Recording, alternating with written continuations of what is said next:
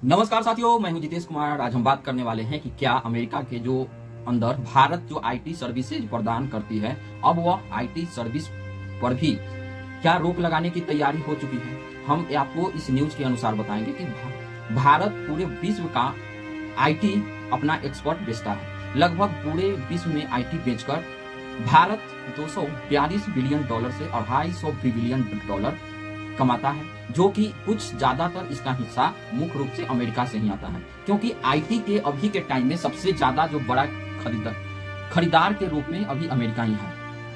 अगर IT sector पे भारत का टैरिफ, सैंक्शन या कुछ इस प्रकार के चीज लगाई जाती है तो समझिएगा कि अमेरिका अपना रिलेशन पूरी तरीका से और ज्यादा भारत के साथ खराब करने के लिए तुला हुआ है। क्योंकि अभी तक जो सामान पर फिजिकल जो एक्सपर्ट चीज है उस पे अगर टैरिफ लगाया गया है तो उसके लिए भारत को अभी तक की जो घटा है वह लगभग $60 बिलियन के साथ है। भारत का जो फिजिकल गुड है जैसे कपड़ा, चमड़ा, जूता, ये सारी जो चीज है यह तो भारत आउटसोर्स देश में भी ले जाकर बेच सकता है। उसके लिए भारत को पास उतना परेशानी है नहीं, क्योंकि अगर माल भारत के अंदर प्रोड्यूस किया गया है तो वहां उस अगले देश के लिए सिर्फ सप्लाई लाइन चेन ही भारत को बनानी है। और जिस टाइम भारत अपना सप्लाई लाइन चेन अन्य देशों के साथ बना लेगा, जो कि अमेरिका जिस अमाउंट में खरीदता था वही अमाउंट में और यूरोपियन यूनियन जो कंपनी है उसको भी पॉपर पेजिंग जो पावर है वह उतना ही ज्यादा है, तो भारत फिजिकल गुड अमेरिका को नहीं बेचकर और अन्य देशों को बेच सकता है। क्योंकि कपड़ा, जो जूता, लेदर, ये सारी जो आज के टाइम में आवश्यकता है यह हर मनुष्य यह इस चीज को यूज करता है, और जब यूज करता है तो खरीदेगा भी। लेकिन इसमें अभी जो बताया जा रहा है कि सबसे ज्यादा नुकसान अगर आईटी सेक्टर पे जिस साइड, जैसे आईटी सेक्टर भारत के लिए आप जानते होंगे इन्फोसिस हो गया, टीसीएस हो गया, तो ये जितनी भी चीजें हैं ये सारे के सारे आईटी सर्विस ही तो बेचती है। और हम बता दें कि भारत के अंदर जितना भी जो तीसरे नंबर पे जो प्रोडक्शन है वह प्रोडक्शन किस चीज का होता है, वह प्रोडक्शन होने में आईटी सर्विस जो जीडीपी में है यह एक बूस्ट का काम करती है। लगभग $250 से $300 बिलियन सिर्फ आईटी सर्विस से भारत में आता है।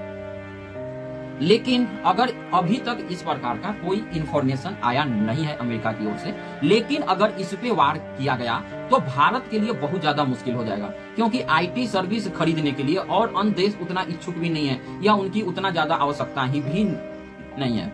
क्योंकि आईटी सर्विस जो है वह सबसे ज्यादा अमेरिका इसीलिए खरीदता है क्योंकि वह अपने यहाँ प्रोडक्ट बनाकर और सारी अन्य कंपनियों को भी बेच देती है, तो इसीलिए उनको इस चीज का ज्यादा आवश्यकता पड़ती है। प्लस सिक्योरिटी सर्विस भी उनके यहाँ ज्यादा से ज्यादा अमाउंट में लिया जाता है, उसमें आईटी का है बहुत बड़ा रोल पाया जाता है।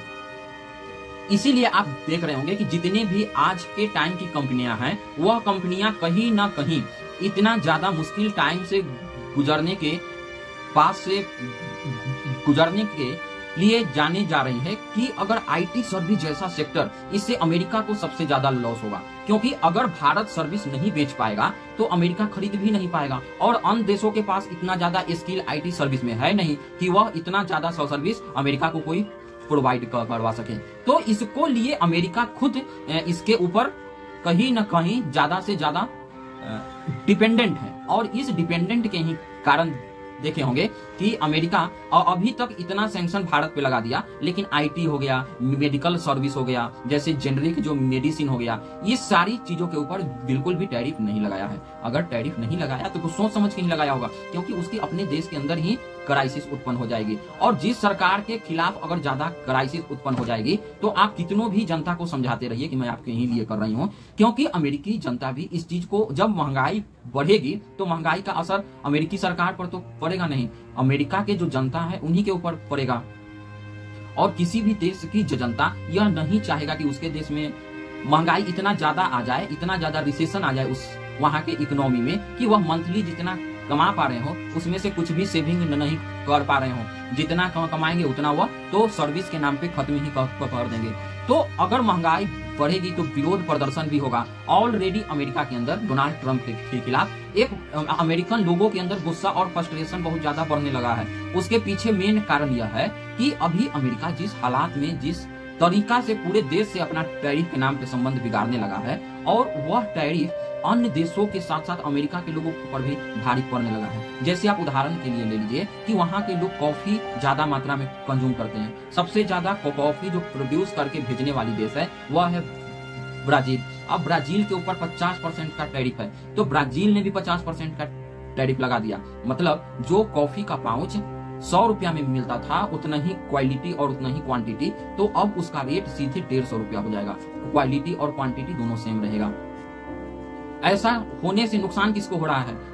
ब्राजील को नुकसान होने की संभावना कम है, क्योंकि कॉफी के लिए अमेरिकन लोग डिपेंडेंट है ब्राजील के ऊपर, उनको कॉफी लेना ही लेना है। लेकिन अगर 50 रुपया एक्स्ट्रा बढ़ रहा है तो वह मुख्य रूप से घाटा हो रहा है। अमेरिका के जो जनता है $50 का लॉस उन्हीं के कारण हो रहा है। ब्राजील के अंदर जो अमेरिका का सामान बिकने जाता है तो वह सामान पर भी 50% लेगा। मतलब अभी ब्राजील को झुकने का कोई भी कारण नहीं है। जैसे अमेरिका भारत के ऊपर इस चीज के लिए प्रेशर डालता है कि भारत हमसे बहुत ज्यादा टैरिफ वसूलता है, उसी प्रकार से भारत भी अमेरिका के ऊपर इस बात के लिए दबाव बनाता है।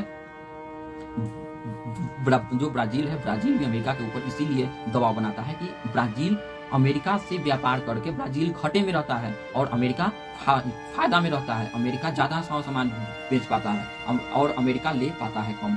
तो इसीलिए ब्राजील के जो अभी वहाँ के राष्ट्राध्यक्ष हैं, उन्होंने बिल्कुल एकदम तट पर रहकर फैसला लेने का बात की है। और इतना ही नहीं, उन्होंने तो ब्रिक्स की पूरी तरीका से समर्थन भी कर दिए हैं, क्योंकि ब्रिक्स में ब्राजील, इंडिया, चीन और रूस आता है और साउथ अफ्रीका के कुछ देश इसमें ऐड किए गए हैं। लेकिन यह परिस्थिति आज बनती ही पूरे विश्व के अंदर, इसीलिए आईटी सेक्टर पे एक प्रकार से यह प्रेशर टैक्टिक्स भारत के ऊपर अपनाया जा रहा है कि हम जब तक भारत को झुका नहीं देंगे तो अब वहां पर आईटी सेक्टर पे वार किया जाएगा। और याद रखिएगा, जिस दिन आईटी सेक्टर पे अगर हमारे यहाँ वार हुआ तो अमेरिका के बहुत सारे जो एप्स हैं वह भारत के अंदर भी चलते हैं। यूट्यूब, फेसबुक, गूगल, ये सारे के सारे डिजिटल के अंदर आते हैं। और भारत ने जब इसको बैन कर दिया तो अमेरिका का बिल्कुल यहाँ से वर्चस्व ही खत्म हो जाएगा, पूरी तरीका से उखाड़ दिया जाएगा। आप जानते होंगे कि अमेरिका भारत से ये सारी जो प्रोडक्ट बेचकर बहुत ज्यादा पैसे कमाती है, वो इंस्टाग्राम हो गया, ये सारी एप्स के जरिए।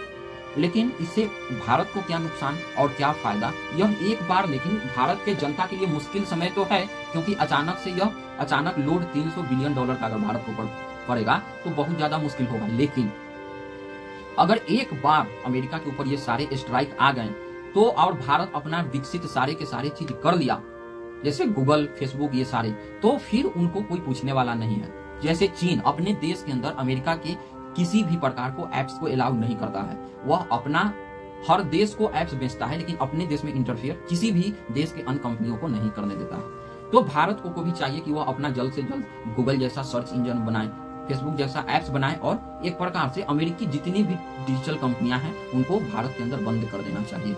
अगर भारत के अंदर ये सारी कंपनियां बंद हो गई तो समझ लीजिएगा पूरी तरीका से खत्म हो जाएगा अमेरिका का वर्चस्व भारत के ऊपर से। आप इस मामले में क्या कहना चाहते हैं, हमें कमेंट के माध्यम से जरूर बताइए। हम अगले वीडियो में मिलेंगे, जब तक जय हिंद, जय